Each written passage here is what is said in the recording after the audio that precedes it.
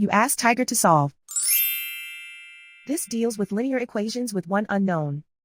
The final result is w equals 1. Let's solve it step by step. Simplify the expression. Expand the parentheses. Simplify the arithmetic. Group like terms. Combine like terms. Group all constants on the right side of the equation. Subtract 4 from both sides. Simplify the arithmetic.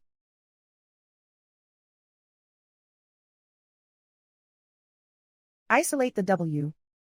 Divide both sides by -4. Cancel out the negatives.